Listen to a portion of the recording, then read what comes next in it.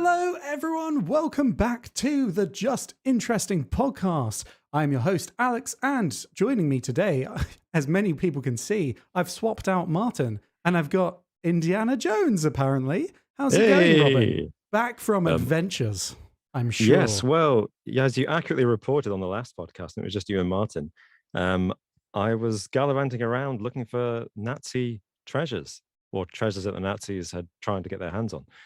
Because, as we all know, those documentaries from the 1980s starring Harrison Ford are entirely accurate. Unfortunately, my hat doesn't quite fit over my headphones.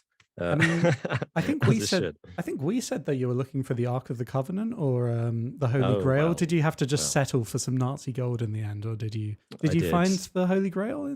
Well, I caught a train, and turns out trains don't go all the way to the Middle East, so I had to stop in Europe. And there's Nazi gold apparently in Europe. Fair enough. Well, I mean, anyone listening to this or watching us on YouTube may be able to deduce that that is the topic that we're going to be discussing today. What happened to the Nazi gold? One of history's greatest mysteries, would you say, Robin? I would actually, yeah. I mean, it is and it isn't, because it's, yeah. In a way, it's kind of self-evident what happens to all the Nazi gold. It was just like frittered and like hoarded all across Europe.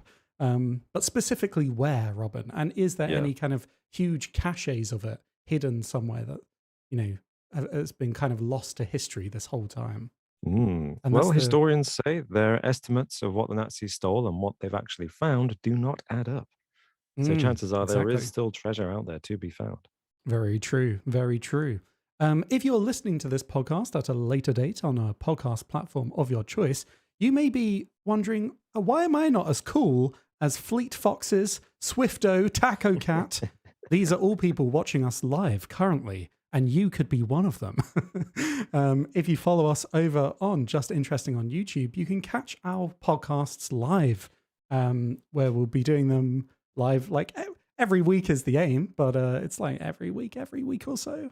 Yeah. But let us know in the chat how everyone's doing. How are you this fine? I have to check it's Wednesday, isn't it? It's not Thursday. It is a Wednesday. It's the middle of the week, which is fine. Everyone knows that's the best time to do a podcast. So yeah, you're feeling energized. You're halfway through the week. You're ready for the second half. You're into the back end. You don't say. I was about to say, I know how much you like being in the back end. I knew it, Robin. God damn it.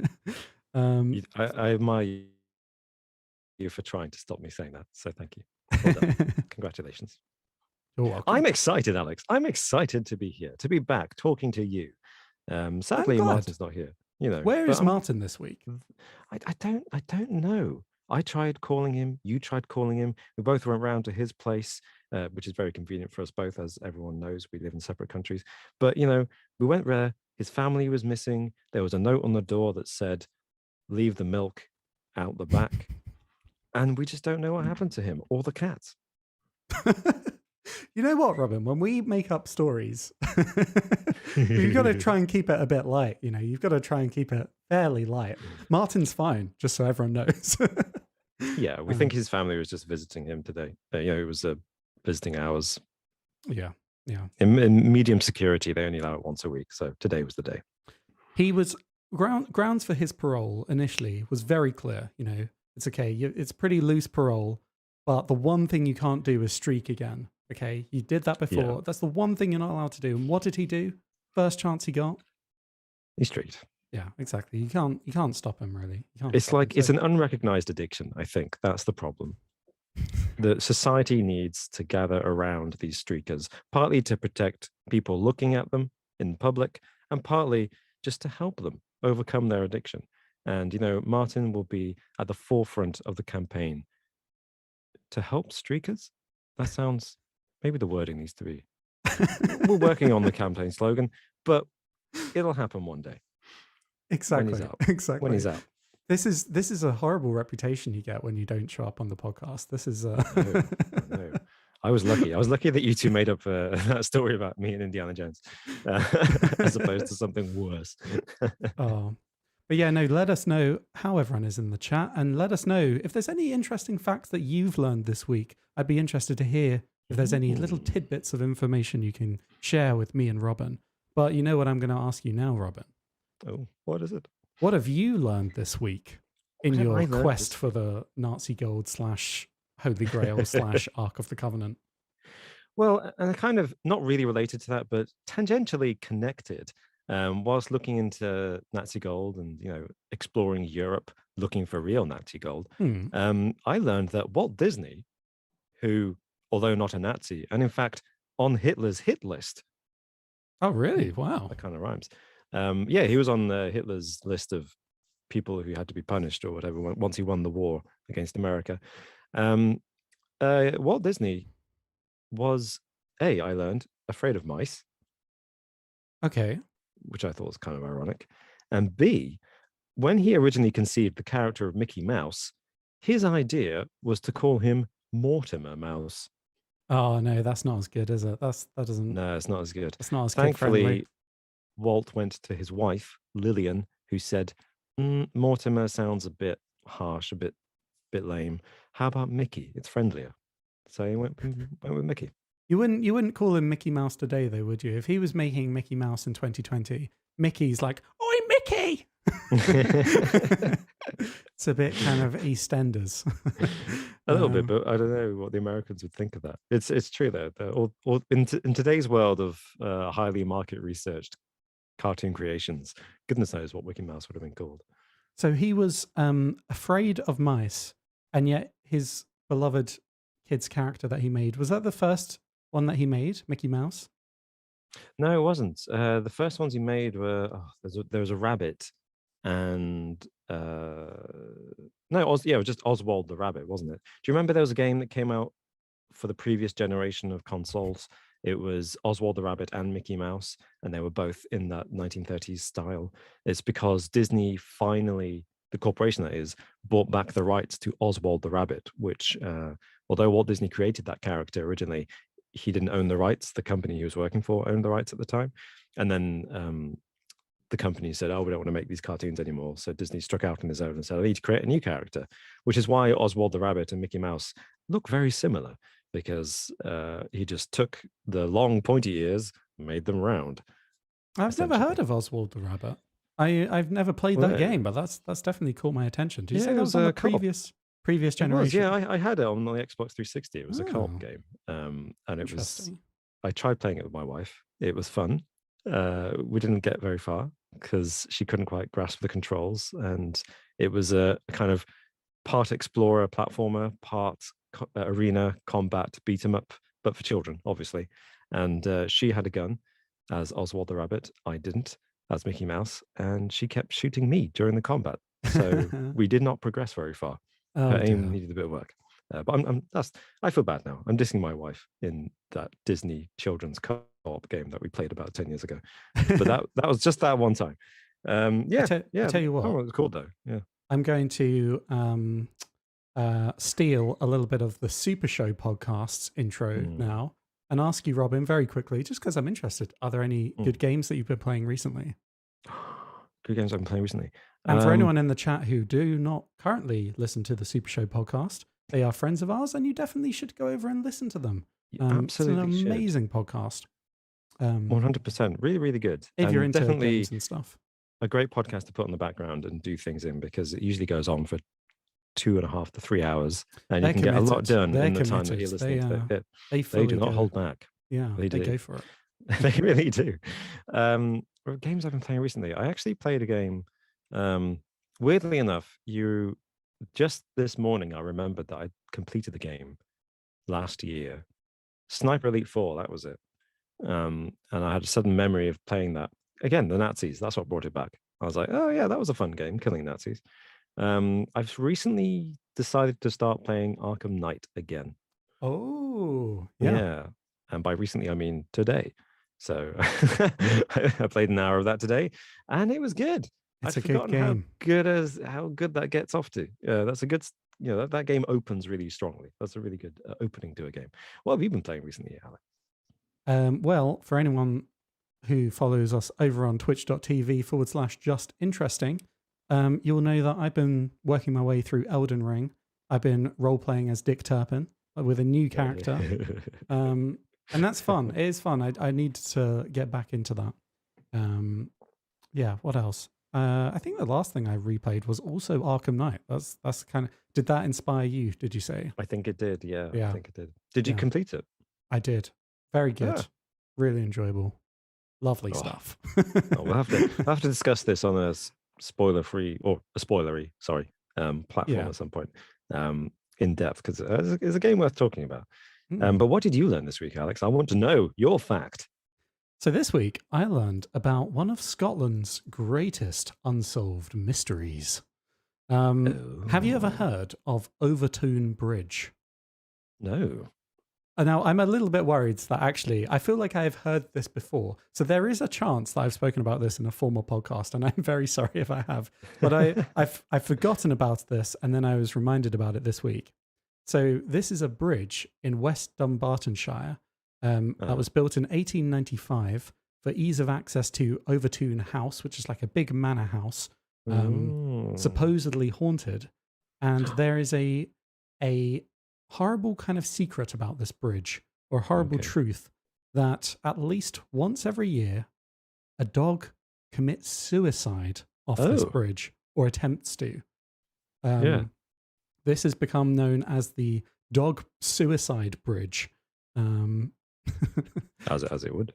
which is a very imaginative name, to be honest. And it's not really known why dogs are jumping off this bridge, but there are a few theories. One is that it's haunted by a white lady ghost that is luring these dogs off this Oh, I bridge. see. Yeah. Another theory is that there are mink in the area, and the dogs can kind of smell it. And apparently, mink urine, didn't know this before, is very makes dogs go crazy, makes them go wild. Really? Apparently Did not so. know that. Oh, Um, I mean, that's completely new to me. I didn't even know that was a thing that could happen to any animal. That the urine yeah, of one would send another one crazy. yeah. Useful defense mechanism. And also, I think just the landscape, the way that it's laid out from a dog's perspective, there's a lot of trees under the bridge. I think from the dog's perspective, they probably don't know that it's 15 meters. There's a 15-meter drop on the other side. They think it's just a wall that they can jump over. And then on the other side, it's not like a flat wall that the dogs are jumping onto. It's a kind of curved wall off. So by the time the dogs realize that Right. Yeah. that there's a massive drop, it's too late for them, sadly. Oh, poor So dogs. it's a very sad, strange tale. But the mystery of Yeah. why the dogs are jumping, it still remains, because this is still a fairly consistent thing, and it's not like there's any other. This doesn't really happen anywhere else in the UK, and there's plenty of other bridges in the UK. So the fact that it's just exclusively happens here is still kind of interesting. Mm. That's very sad and disturbing. But ooh, Maybe we should take a trip there one time. Bring a we dog. should Get a dog. bring a Bring a dog. dog. Oh no. Do No. in plain sight investigates. Yeah, we'll Shouldn't say set up that, should I? cameras, different angles. We'll watch it for about 24 hours, maybe 48 hours, depending on our stamina, and see how many dogs take the plunge. And if none do, we'll bring our own. Exactly. Yeah. Yeah. Let's have a look at the comments. What are Oh, people gosh. saying? We've had some interesting comments. Quantum Pancakes, I think before we even tried to explain what Martin was doing, said, uh-oh, Martin's in jail again. So, Quantum Pancakes, you know Martin too well. That's the problem. You just know him far too well. There's a great no. fact from Taco let's Cat hear. this week, Oh, yeah. who says, "My fact this week is Cleopatra lived closer to the invention of the iPhone than she did to the building of the Great Pyramid." That is mad, Whoa. isn't it? And yeah, that's true. That's Yeah. really puts history in perspective. I love that kind of fact. There's another thing, that kind of fact, putting people into their context temporally, chronologically, and then geographically. When you say, at the same time as this was happening in America, this was happening in China. And you just think, whoa. Yeah. Because history is too often taught in a vacuum where we're looking at this country in this 10-year period, and we're looking at it in isolation, and we're not thinking about anything else that happened before, after, or elsewhere. And that is mind-blowing. So that's a great fact there. I also saw Matt Quick had an interesting fact about leech brains. Yeah, that's a great one.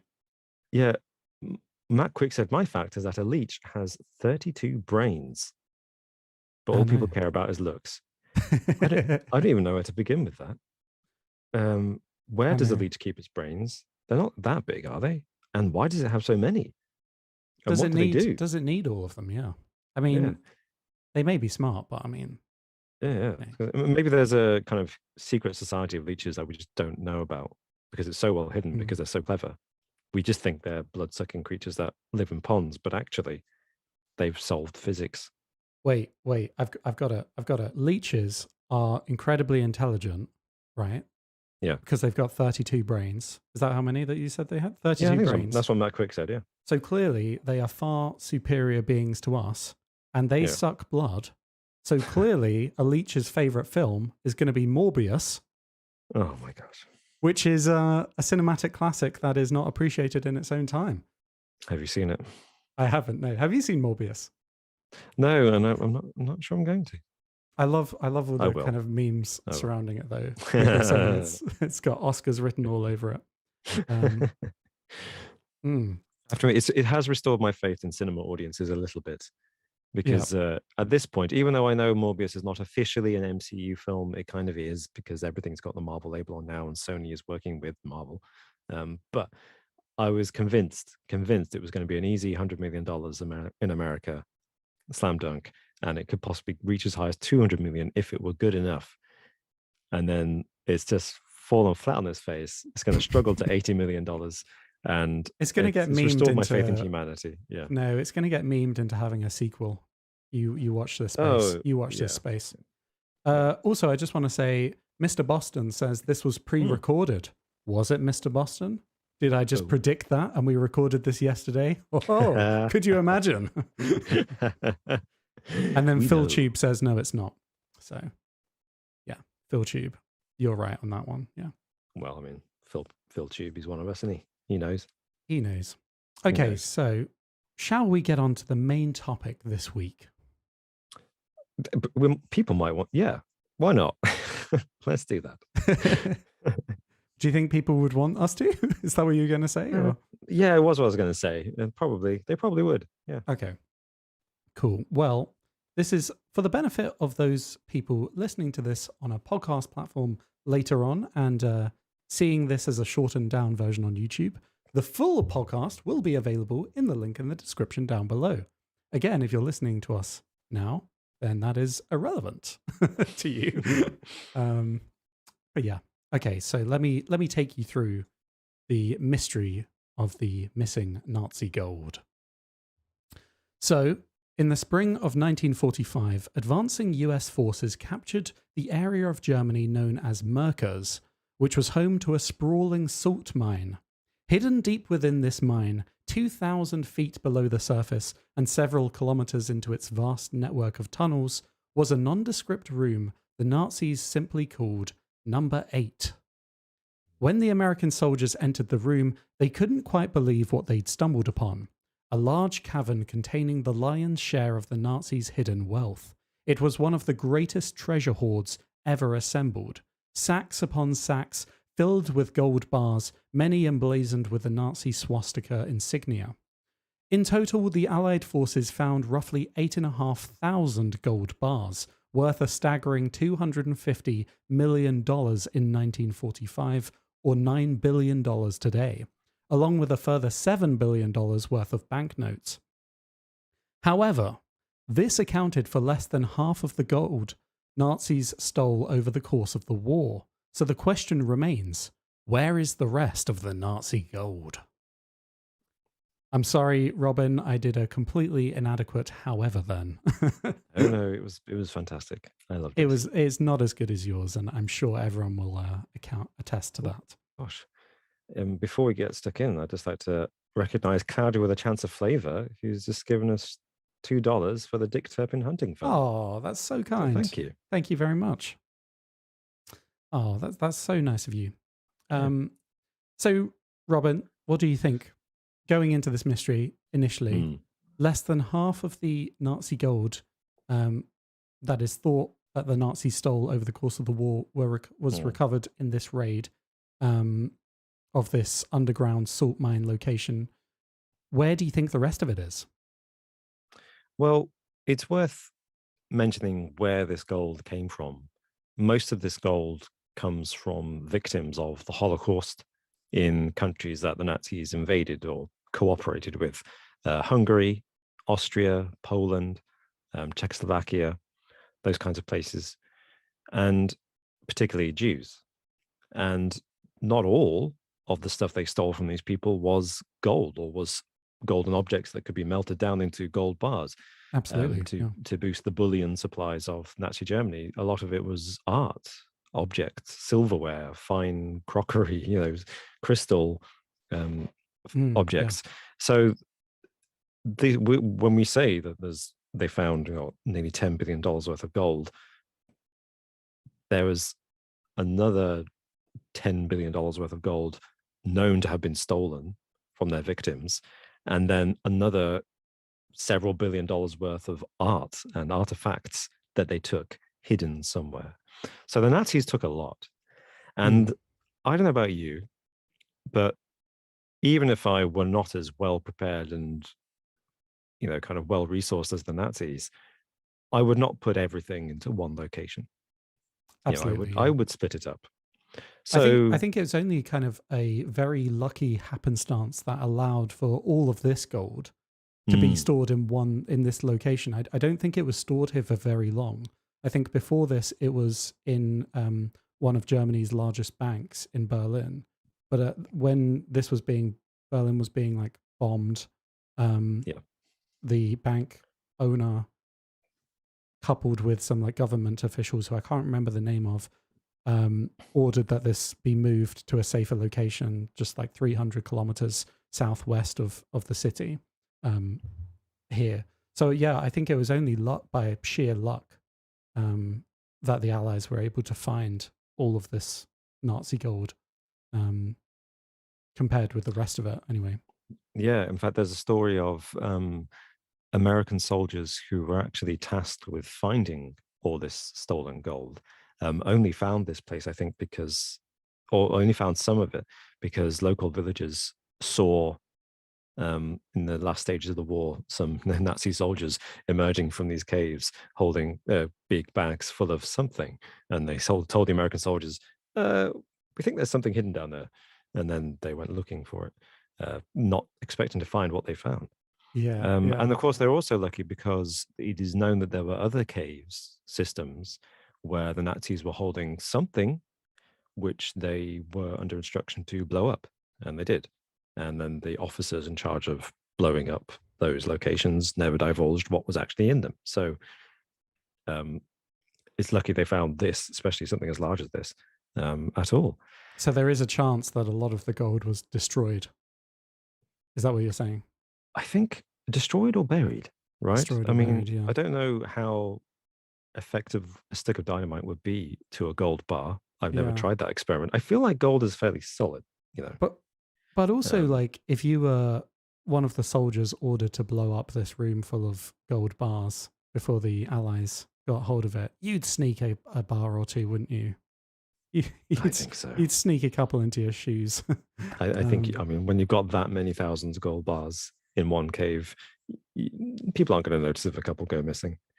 And there are reports of American soldiers who, sunk into temptation when they came into contact with this massive, massive treasure trove of Nazi gold. I think there were reports of people stealing, a gold bar here or there, and they were dismissed or arrested for thieving after the war. There was one notable example who we can talk about in a minute. A very high-ranking American officer who ended up decorating his digs in Europe entirely with goods reclaimed from the Nazis. But before we delve further, I just want to give a shout out to Mr. Boston. Fist bump gave us $3. Thank you very much. That's amazing. And looks like we've got a new member to the channel, Casual Gamer. Welcome to the channel. Members sphere. As a member of the channel, you'll be able to join our Patreon supporters in exclusive video content just for you, recorded separately to these main podcasts. So much. Yeah, thank you very much, casual gamer. We are Mhm. also casual gamers, so there we go. Yeah, We very share casual in my share that case. in common. Yeah. But Robin, I Yeah. think it's easy to say that when this was discovered and maybe other caches of Nazi gold, it's clear that little bits here and there were probably taken and melted down by soldiers and are probably hanging up in veterans' homes all across the world. But are there any large caches of Nazi gold like this one still out there, possibly undiscovered to this day? And Mm. one of the ones that people tend to talk to, and there's quite a lot, like, there's some good evidence to suggest that something may be down there, is Lake Toplitz. Okay. Have you heard of this? I have. Yeah. So, legend has it that the Nazis dumped billions of dollars worth of stolen gold in the area of $5.6 billion into the waters of Lake Toplitz, an isolated lake located in the heart of a lush forest in the Alps, in Austria, I believe. There may be some legitimacy to this claim. So in the 1940s, the Nazis used the lake as a naval testing site and the mountains surrounding it as a retreat area for military officers. In 1959, after the war, investigators recovered £700 million of counterfeit notes from the lake that Hitler had planned on using to sabotage Britain's economy. So this was actually an operation called Operation Bernhard that the Nazis devised to completely crash the UK's economy. As in, is that the German name Bernhard, not burn hard, as in give him a hard burn? Yes, it's Okay. Bernhard, but I don't know what that means in German. I think it's just a name, right? It's just a name, Anyway. yeah. But not Bernhard. Let's burn it hard. Yeah, no, that'd be a bit weird. But yeah, that was an operation they had to completely crash Britain's economy by just flooding Britain with counterfeit notes. It's It's not an a bad interesting plan. story aside from this, anyway. Yeah. But that's proof positive that there was more than just naval exercises going on Lake Toplitz. Exactly. If they'd hidden this down there, what else could be down there? Yeah. And there's an extraordinary amount of difficulty actually getting down there to have a look.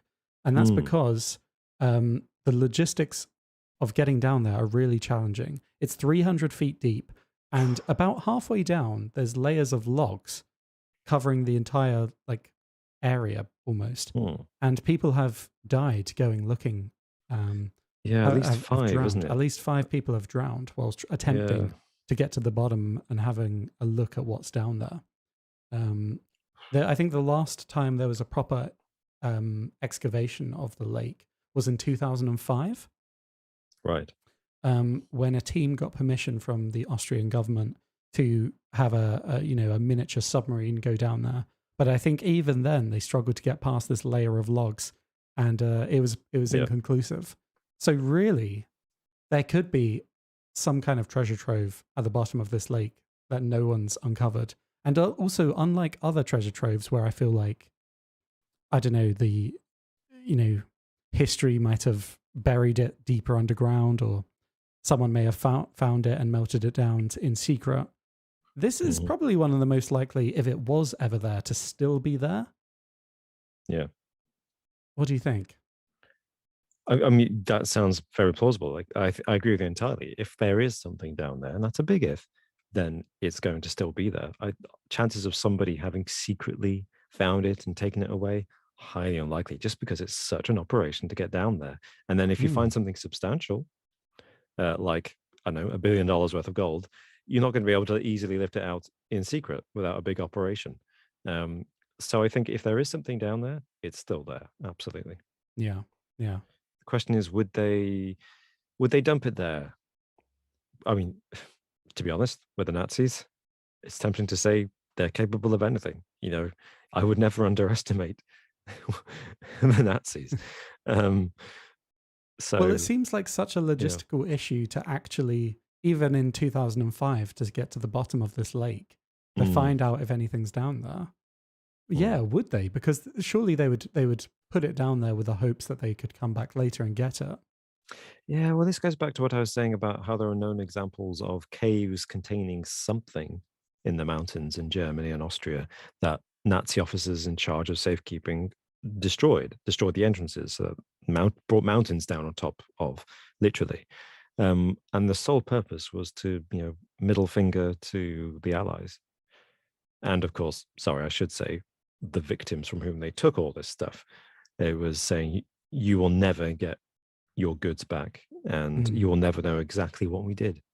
So I can Absolutely. see in the last stages of the war, maybe that kind of fanatical officer saying, we're going to dump all this gold, and all the Nazi soldiers doing the actual dumping, crying tears of sadness as they just tipped it into the lake, knowing it will never be recovered. Yeah. Yeah. Yeah. I mean, what do you think? No, yeah, I agree. I think that makes sense. And Doom in the chat has quoted you, Robin. It's quite an unfortunate quote. No.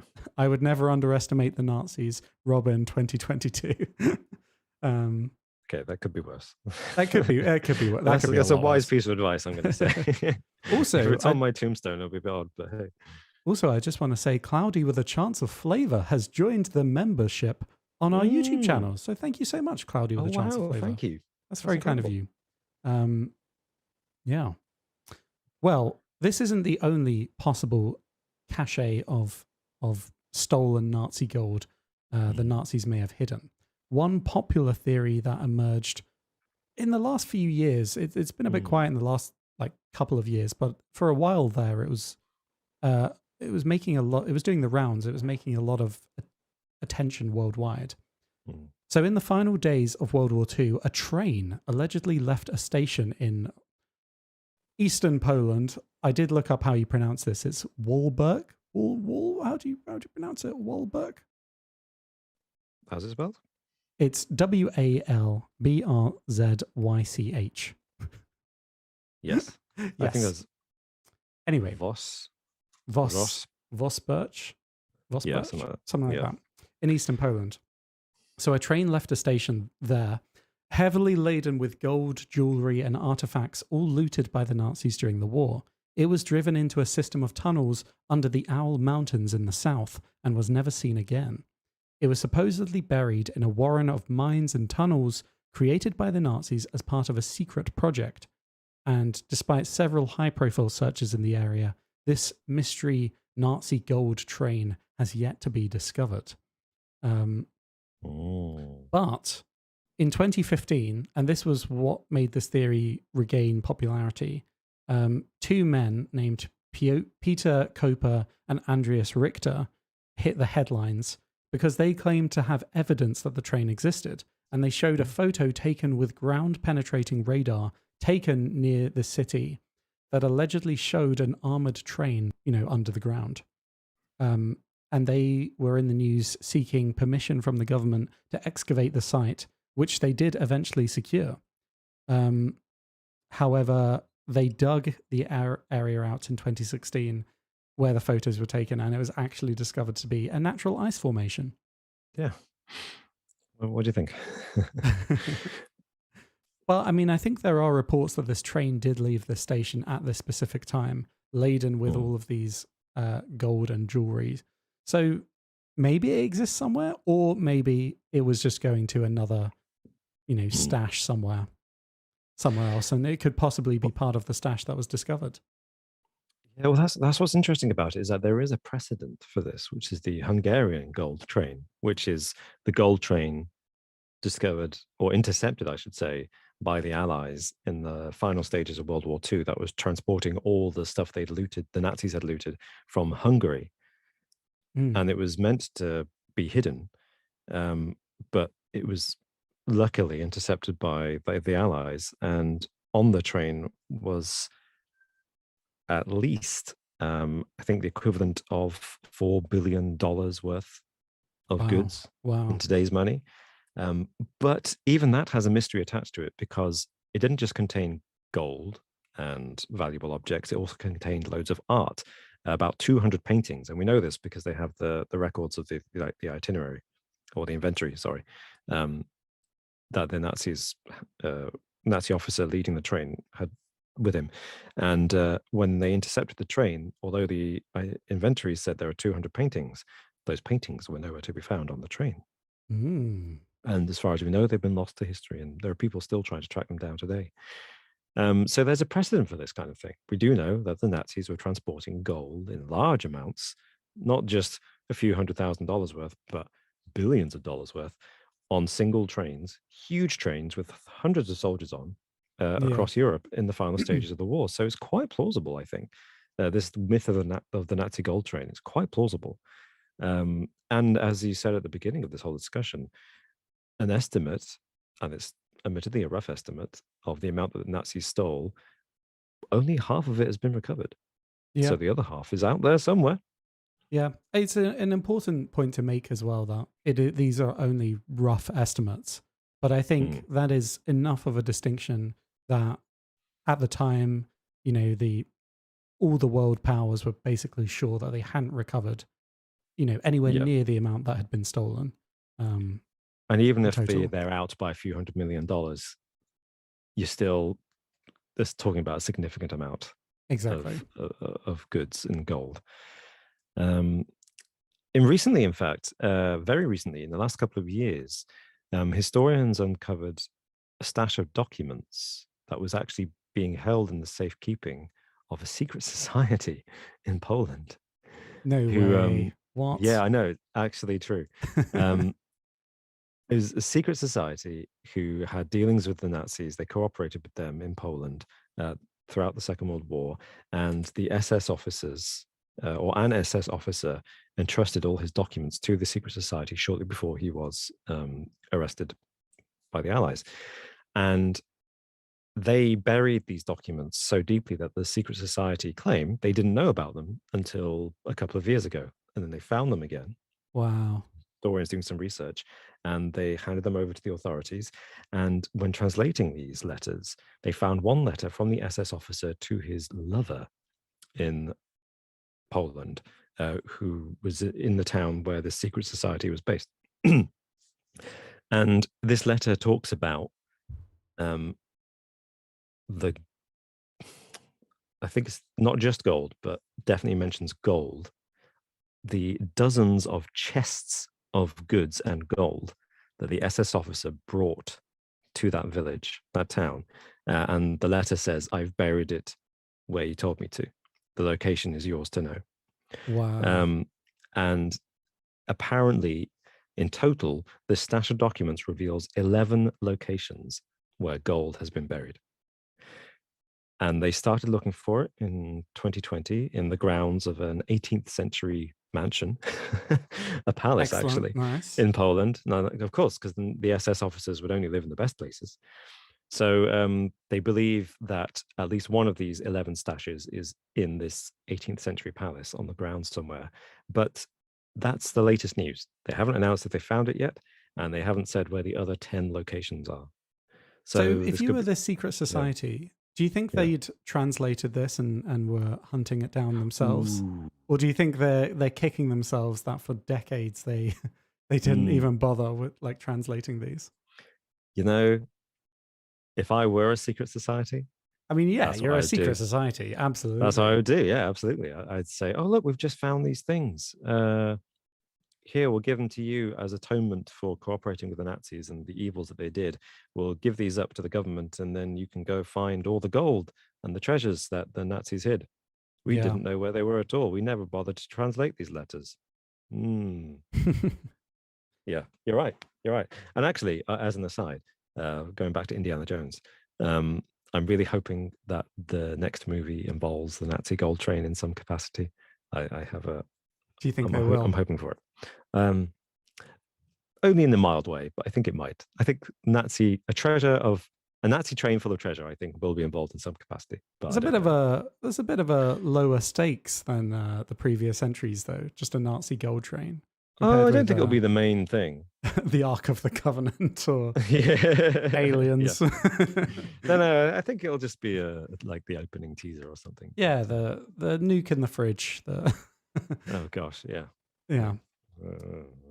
Some interesting ideas floating around in the comments. Atari Duckman says, if the treasure was buried in East Poland, the Soviets would have taken it for sure. Do you think that's a possibility that maybe the Soviet Union got their hands on this and kept it hidden from the rest of the world? So here's the thing. The Soviets actually had their own very long-running program. So for all the bad things that the Soviet Union did, they did a few good things when money was involved, and they actually had an entire program which was dedicated to, for decades, trying to find all the treasures that the Nazis had plundered from the people living in the countries that became part of the Soviet Union at the end of World War II. Places like Right. Poland and East Germany and Czechoslovakia and the whole of Eastern Europe, essentially. Um, Obviously, they were motivated by the fact that it was money belonging to people that were now in their territories. So, hey, more money, please. But they actually did have this program. They didn't find much. But Mm. then, of course, we get into the area of how much do you believe the official story from the Soviet government? So they had this program, which was definitely doing hard work to try to find all these lost treasures. But they claim they didn't find much. Yeah, But of that's a bit course, convenient, isn't it? yeah, it's the Soviets. Do you trust them? I don't know. Well, speaking of world governments and um, large organizations, shall we move on to? That's a pretty thin segue there, but shall we move on to another theory of what happened to all this Nazi gold? Oh, yes, please. It's Yes, almost please. the most boring one, Oh, but it's and I think possibly the most realistic one, where the majority of this gold ended up. well. In banks, and particularly Swiss banks and other banks that were still trading with the Axis powers Mm, during the war. So, in an effort to remain neutral, Switzerland continued to trade with the Axis powers during the war, and large mm. Swiss banks, along with companies such as Nestle, just if you needed another reason to hate Nestle, Oh my gosh, really? accepted Oh, Nazi gold, knowing full well, the atrocities that had to have happened for that gold to be obtained. So at the end of the war, global attention turned towards these private vaults in the Swiss Alps. And Allied forces demanded that Swiss banks turn over any Nazi gold that had been hidden away. And these banks resisted initially, but eventually there was an international agreement called the Washington Agreement of 1946, which mhm. passed, and these Swiss banks eventually had to hand over $60 million worth, or $60 million to the families of the victims of the Nazi regime, which was not a huge amount with the quantity that we're talking about. In Mm. 1962, a law was passed which forced banks to identify accounts that remained dormant and reclaim that money. So this wasn't necessarily just, Nazis that had accounts with these banks, but through this law, a further $15 million was recovered. So this just showed that the previous rule was completely inadequate, and Yeah, who knows how much was left over after this. yeah. Then, in 1996, the World Jewish Council formed an independent committee to investigate the involvement of Swiss banks during the war, and they found they had accepted over 100 tons of Nazi gold and paid only Whoa. 4 tons back. Wow. And I think there was a huge lawsuit in the It was, they early sued them, didn't they? 2000s, and I think there was a huge amount that, like a large amount that was paid back, like several billion. But Yeah. ultimately, after like what 60 years of having this gold and this money, and I think it was still just couldn't Well, possibly gold pay isn't back the traceable, amount. can you? Yeah. I think I remember maybe it was a different lawsuit, but I thought that case was dismissed on the grounds that even the plaintiffs, they acknowledged that the Swiss banks hadn't themselves taken the gold. They'd been given gold, assuming it was Oh legitimate. right. But yeah, but they kind of like Obviously, at the time they they knew. knew. Yeah. Yeah, but officially they say, "Oh, you've got all this gold. Sure, we'll bank it for you," even if they know where it's coming from. No questions asked. So I think maybe they settled that. There was also another repository for some of the gold, perhaps, and this is a rumor which is strongly denied by the organization to this very day. But in 1996, at the same time as that committee was formed, Mm. a document was declassified from American intelligence. I think it was called the Bigelow Report. Oh, yeah. Yeah. And this was written in 1946 by a US intelligence agent called Bigelow. And in that report, he claimed that agents in Europe had told him that the Vatican had confiscated to look after 350 million Swiss francs worth of Nazi gold, which is like, I think nearly 2 lot. billion today. Yeah, over Yeah. over 1.5 billion. And the British had confiscated about 150, impounded 150 million of those francs at the Swiss border, because clearly they were policing the borders, and the British got 150 million of it, but that still left 200 million unaccounted for. And apparently, separate intelligence reports by agents in Europe, from separate reports from the Bigelow report, claimed that the Vatican had taken in about 200 million Swiss francs worth of gold in 1945. Wow. Coincidence? Yeah. But the Vatican Bank still denies to this day that they ever took any Nazi gold and banked it. Yeah. Of course, they also banked with the mafia back in the 70s. So they have a history of doing the right thing, don't they? Well, as But, Mr. Boston says in the comments, if you melt it down, put a new stamp on it, good as new. I wonder how Yeah. much of that was going on around this time. You know, it's not Nazi gold. It doesn't have a swastika on it. It's absolutely fine. Yeah. Almost certain. I mean, I like to say that I don't know what happened to the 150 million Swiss francs worth of Nazi gold that was impounded by the British. Yeah. I have a feeling it was not returned. You know, It's so it's such a it's a sad story, and it's, you know, of all the millions of victims of the war, this is just an inconvenient and sad reality that a lot of, you know, the people's families didn't get the payments that they were owed at the end of it. You know, the money and that was even though stolen there from was, them was just shared amongst large companies and corporations around the world. yeah, they're always the winners, you know. Or, as Cloudy with a Chance of Flavor suggests in the comments, Nazi UFOs landed in Antarctica and kept it away until global warming finds it. So there's another theory. Yeah, that's also a possibility. Cloudy with a Chance of Flavor has also donated us $2. Thank you very much. Oh, thank you. Oh, yes, and they've said, yet we still have Volkswagen. Yeah, it's very true. Oh, yeah. If it works.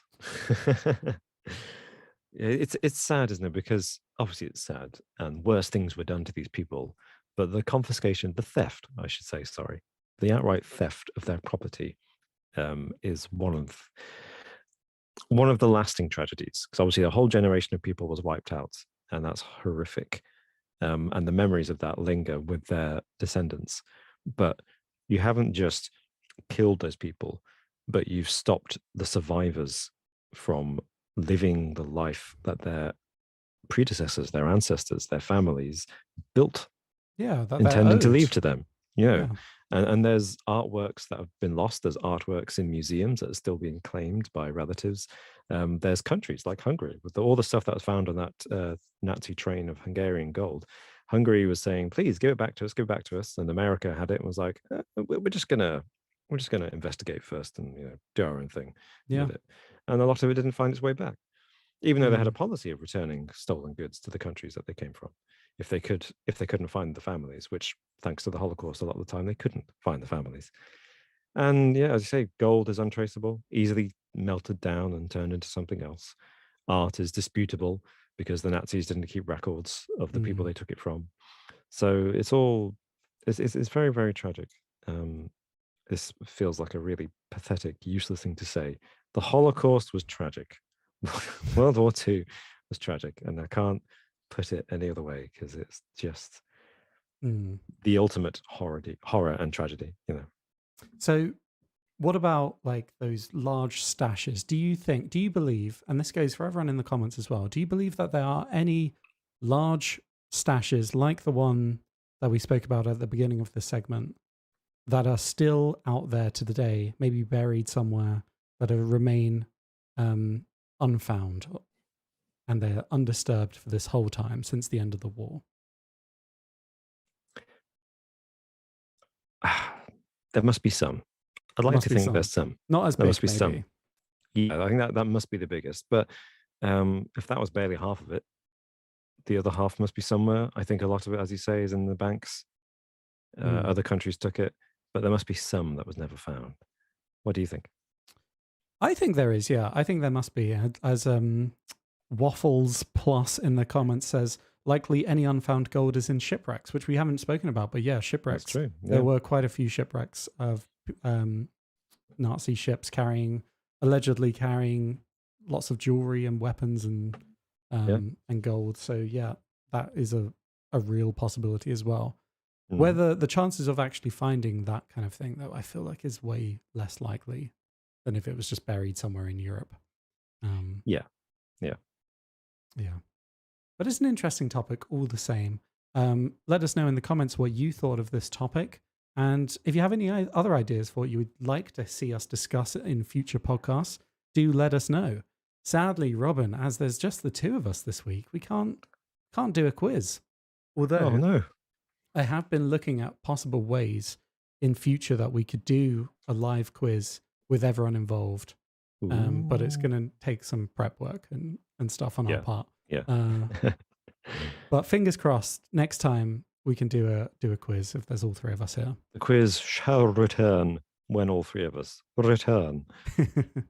But yeah, as I said again, if you're listening to this on a podcast platform of your choice, feel free to come and watch us live on YouTube.